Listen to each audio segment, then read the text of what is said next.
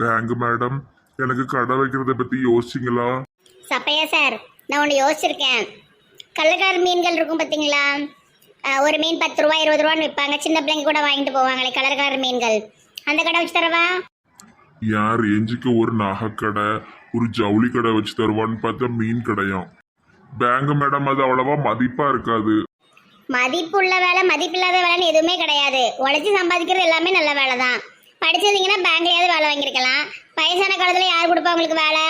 ஏதாட்டும் பிரைவேட் பேங்க்ல எனக்கு மேனேஜர் வேலை கிடைக்குமா? பிரைவேட் பேங்க்ல மேனேஜரா? நீங்க என்ன படிச்சிருக்கீங்க? 4ஆம் கிளாஸ் பாதியிலே நிறுத்திட்டேன். என்ன சப்பையா சார் குழந்தை கணக்கா பேசிட்டு இருக்கீங்க? 4ஆம் கிளாஸ் படிக்காத உங்களுக்கு எப்படி மேனேஜர் வேலை கிடைக்கும்? ஏதாவது காமெடி பண்ணாதீங்க. மீன் கடை வச்சு தர, ஒழுங்கா அதில் போய் உட்காருங்க. நம்ம பொண்ணு வந்தாளா? அவ மாப்பிள்ளை வீட்டுல தான் கிடக்கா. என்ன பழக்கம் இது? அங்கேயே போய் கிடக்கிறது. நீங்களும் கண்டிக்க மாட்டேங்கிங்க, என்னையும் கண்டிக்க விட மாட்டேங்கிங்க. 4 பேர் 4 விதமா பேசுவாங்க. சீக்கிரம் முகூர்த்தம் குறிச்சு கல்யாணம் முடிச்சு விட்டுற வேண்டியதான். அம்மா வணக்கம். சம்மந்தி அம்மா வாங்க. அம்மா, என் செல்லமே, என் தங்கமே. என்னம்மா வீடுன்னே இருக்க மாட்டேக்க? அவ எங்க வீட்லயே இருக்க ஆசைப்படுதா. உட்காருங்க உட்காருங்க. பெரியவரே நல்லா இருக்கீரா?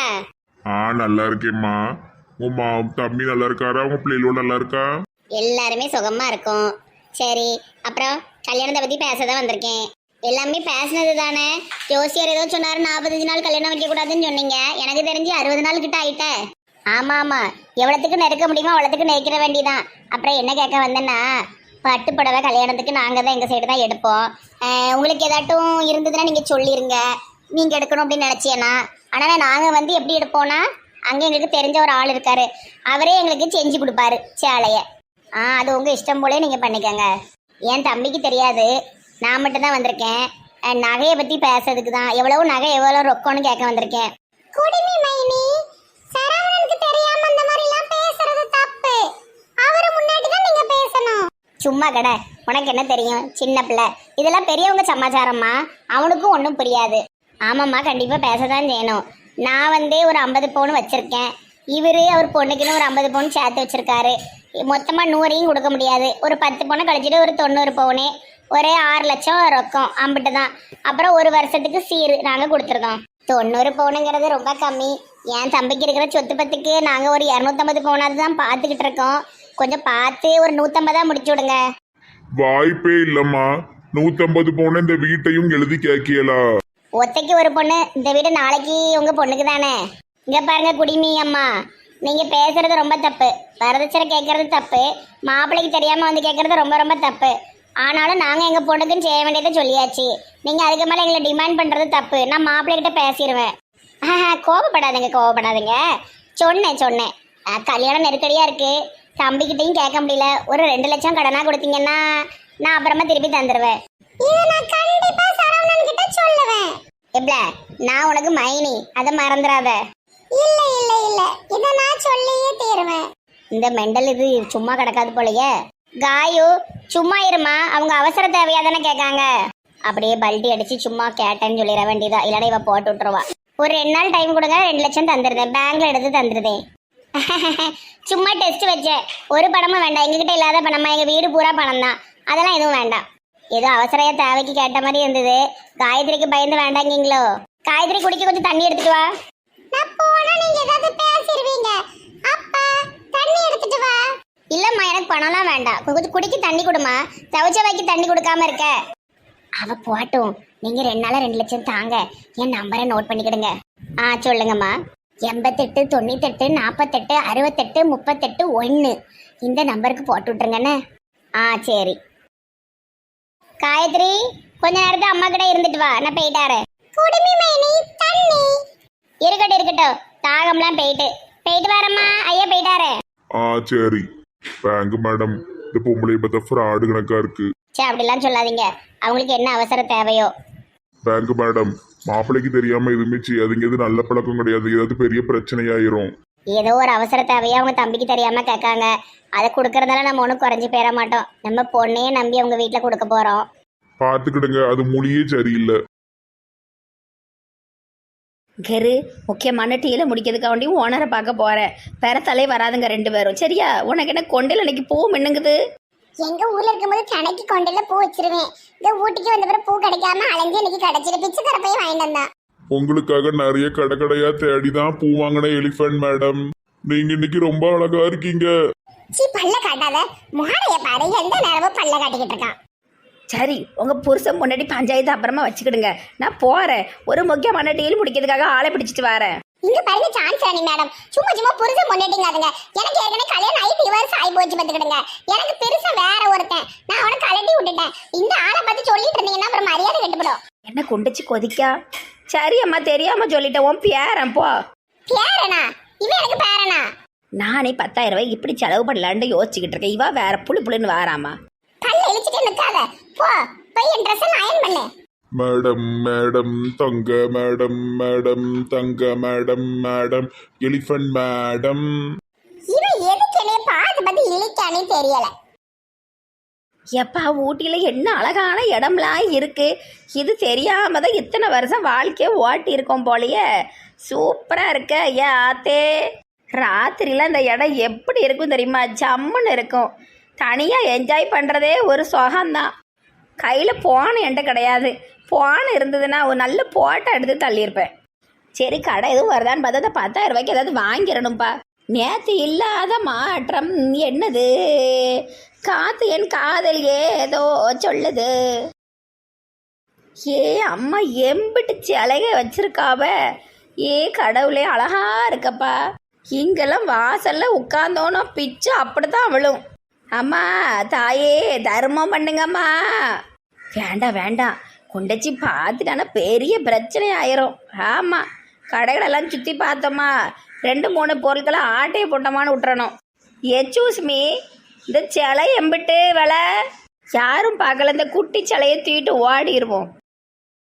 ஏ அப்போ எம்பிட்டு கடைங்க, அம்பிட்டுலேயே ஏதாவது வாங்கி பிறக்கி தின்றணும். ஆமாம், பூரா கடையை இங்கிலீஷில் எழுதி போட்டிருக்கானுவோ. நமக்கு ஒரு அளவும் படிக்க தெரியாது. ஆனால் கொண்டுச்சிட்ட கேட்டால் நம்ம நிறைய படித்த மாதிரி காமிச்சிடணும்.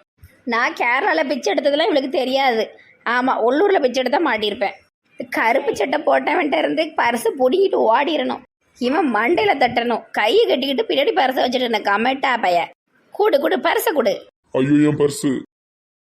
பறக்க பார்த்துட்டுனா இதான் கேதி உனக்கு. எப்பா இங்கே தான் பேரிச்சம்பழம், முந்திரி, பாதாம், பேரிக்கான்னு எல்லாம் கிடைக்கும். போய் வாங்கிட்டு வந்துடுவோம். ஒரு கிலோ முந்திரி, 1 கிலோ பாதாம், 2 கிலோ பேரிக்காய், அப்புறம் ஊட்டியில் உள்ள அம்பிட்டு பழத்தையும் கொடுப்பா. திங்கிறதுக்கு தேவையான அம்பிட்டு வாங்கியாச்சு. இப்போ எவனாவது ஒருத்தனை பிடிச்சி கூட்டு போய் ஓனர்னு நடிக்க வைக்கணும். ஊட்டியில் நமக்கு தெரிஞ்ச ஒரு பிச்சைக்காரன் இருக்கான், அவனை தான் நடிக்க வைக்கணும். அவன் வெறும் பிச்சைக்காரன் மட்டும் கிடையாது, அவன் ஒரு பைத்தியமும் கூட. இங்கே தான் உட்காந்து பிச்சை எடுத்துட்டு இருக்கான். ஏய் இனி ஞாபகம் இருக்கா? நான் தான் கலா. கலா கலா சல சலா கலா சலா கல சலா. சோறு தருவியா? இங்கேரு, உனக்கு நான் சோறு தாரேன். ஒரு இடத்துல வந்து ஓனராக நடி, நான் சொல்லி கொடுக்குற மாதிரி பேசு சரியா? சோறு பிஸ்கட்டு எல்லாம் தாரேன். சரி வாங்க போலாம். கலாக்கா. ஏன் நெசமான பேர் கலா. சான்ஸ் ராணின்னா கொஞ்சம் வீரமாக இருக்குன்னு வச்சுருக்கேன். ஏன் ஓனர் வராரு, ஹோட்டல் ஓனர் வராரு. ஐயா வணக்கம். ஹோட்டல் ஓனரா? யாருமே உங்களை பார்த்து வணக்கம் அடிக்கல. வணக்கம். பிடிச்சு நல்லா நுள்ளி விட்டுருவேன் பத்துக்க. நீ வணக்கம் சொல்ல சொன்னா ஓனர்னா பெருமையா நிற்கணும். முறைச்சிட்டு நெல்லு. கில்லாதீங்க வலிக்கு. ஐயா வாங்க ரூம்ல போய் பேசுவோம். ஓனருக்கு பேண்ட் இல்ல, ஷூ இல்ல. ஆமா, இவனுக்கு பேண்ட் சட்டை வாங்குறதுக்கு அவன்கிட்ட பைசா இருக்கு. வெறும் ட்ரெஸ்ஸையும் போட்டு சாலையும் போட்டு விட்டாச்சு. இதுவே கொடியில கிடந்த சுடிதாரும் சாலும். ஓனர் எல்லாம் பேண்ட் போட மாட்டாவ, ஷூவும் போட மாட்டாவ. அவர் பேஷனோடி அலைதாரு, பேஷன் ஷோ. ரொம்ப நேரம் நினைக்க கூடாது, வாங்க ரூமுக்கு போவோம். கரு மூஞ்சி அப்படி விரைச்ச மாதிரியே வச்சுக்கடு சரியா? அப்பதான் உனக்கு சாப்பாடு தருவேன். ஆமா, அவ எது சொன்னாலும் நான் சொல்லி கொடுத்ததை தான் சொல்லணும். சரி கலாக்கா. கலாக்கா பலாக்கடை மண்டையில கொத்தி விடாமத்துக்கா. சான்சி ராணியா பாரு. உங்க பேரு கலா தானே? ஒரு ஊருக்கு ஒரு பேர் வைப்போம்லண்ணா. போ, ஓனர் வராரு வழி விடுங்க. ஒரே ஒரு ஓனர் வராரு வழி விடுங்க. ஓனர் உட்காருங்க. ஓனர் இது உங்க ஹோட்டல் தான். எலிஃபண்ட் மேடம் கவனிச்சிங்களா? அந்த ஜான்சி அக்கா வந்து அவரு மேலேயே கை வச்சுக்கிட்டே இருக்கு. அவங்க 2 பேரும் லவ்வர்ஸ் நினைக்கிறேன். பெரிய ஹோட்டல் ஓனரே வளைச்சு போட்டாலே. ஐயா இந்த ஹோட்டலை இருந்து விற்க போறீங்களா? நிறைய பேர் போட்டி போடுவாங்க. ஊட்டியில இருக்கிற மெயினான ஹோட்டலு. எனக்கு கொஞ்சம் ரேட்டை குறைச்சு கொடுத்தீங்கன்னா நல்லா இருக்கும். 30 லட்சத்துக்கு தர முடியுமா? சொல்லு எதா இருந்தாலும் சான்சி ராணி கிட்ட கேட்டுக்கிடுங்கன்னு சொல்லு. எதா இருந்தாலும் ஜான்சி ராணி ஆடுவா. சான்சரனி ஆடுவாளா? நல்ல உன்னை நுள்ளி விடுத முதுகுல என் மென்டல் பாயில சான்ஸ் ரன்னிட்டு கேளுங்கன்னு சொல்லு. எதா இருந்தாலும் ஜான்சி மேடம்கிட்ட கேளுங்க. அதுக்கு சொல்லிட்டாவே 30 லட்சத்துக்கு முடிச்சு தாருன்னு சொல்லிட்டாவே. நீங்க எப்படி எடுத்து கோட்டல எழுதி கொடுங்கல. பேப்பர் கொண்டு வந்திருக்கீங்களா? கிலோ 10 ரூபா பேப்பர்.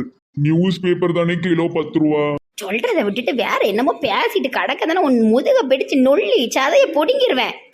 இவ ரொம்ப கிள்ளுதிங்க வலிக்கு. நான் சொல்லி கொடுத்ததா ஏதாவது நீ சொல்லுதியா? என்ன பண்ணிட்டு இருக்க? 2 பேருக்கும் நல்ல நெருக்கம் பத்தியா? ஆமா எலிஃபன்ட் மேடம். ஹோட்டல் சம்பந்தமா எதுனாலும் ஜான்சி ராணி மேடம்கிட்ட கேளுங்க. பேப்பர்ஸை நான் நாளைக்கு கொண்டு வர்றேன். ரூபாயை வந்து கேஷா தான் வாங்குவோம், பேங்க்குக்கு நாங்க வாங்க மாட்டோம். இப்ப எல்லாம் பேங்க் டு பேங்க் அனுப்புறது தானே சேஃப்டி. கேஷ் யார் கையில வச்சுக்கிட்டு இருக்கா? கேஷ்ல சேண்டியா? பெரிய ஓனருங்கெல்லாம் கேஷா தான் வாங்குவாவ. ஆமா, கருப்பு பணம் வெள்ளை பணம் நிறைய உண்டுல்ல. நான் எதுவுமே கருப்பு பண்ணல, எல்லாமே நல்ல பணம். என் புருஷன் எனக்கு கொடுத்த ஜீவா அம்சம். பெரிய பெரிய ஹோட்டல் வச்சிருக்கிறவங்க கருப்புல வாங்குவாவ. கேஷா எடுத்து வைங்க. கேஷ் வேண்டாம், பேங்க்ல மாத்துறேன்னு சொல்லுங்க. பிச்சைக்கார பையன் என்ன செய்யணுமோ அதை மட்டும் செய். தேவையில்லாதெல்லாம் தலையிட்டு இருக்காது. உனக்கு என்ன தெரியும் காசை பத்தி? சரி, நாளைக்கு செக் புக் வச்சு பணத்தை எடுத்து வைக்காம கோட்டல முடிச்சு கொடுத்து சாவியை கையில கொடுத்துருங்க. சரி, நான் போயிட்டு வரேன் கலா. ஜான்சி ஜான்சி ஜான்சி. என்னது கலா கலாங்காரு? அவரு என்னைய நான் கலக்கலா இருக்கேங்காரு. அழகா கலர் கலரா ட்ரெஸ் போட்டிருக்காம்ல, அதுக்கு அப்படி சொல்லுதாரு. கிறுக்கு கிறுக்கு. சண்முக சுந்தரம் ஐயா வாங்க, போயிட்டு வரோம். ஓனருக்கு பேரு சண்முக சுந்தரம். நான் இவரை அணைச்சால கொண்டு போய் விட்டு வந்துடுறேன். அடைச்சால கொண்டு போறாங்களாம். எலிஃபன்ட் மேடம் பல் தேய்ங்க, நாறுது. வந்து பேசுன பாரு. பிரியாணியும் ஐஸ்கிரீமும் வேணும். நீ நடிச்ச நடிப்புக்கு உனக்கு பிரியாணி ஐஸ்கிரீம் அவ்வளவும் தப்பு தப்பா நடிச்ச. ஒரு பிஸ்கட் பேக்கெட்டோட விரட்டிடுவோம், ஓடு. கடவுளா பார்த்துதான் இந்த டீரை நமக்கு கொடுத்துருக்காவ. எப்படி எடுத்து கோட்டல எழுதி வாங்கிடணும்ப்பா. நல்லா விசாரிச்சுக்கோங்க எலிஃபன்ட் மேடம். அதெல்லாம் எனக்கு தெரியும். நீ துணிமடி. நாளைக்கு இந்த கோட்டல் பானுமதி பேர்ல மாறிடும். ஐ ஜாலி.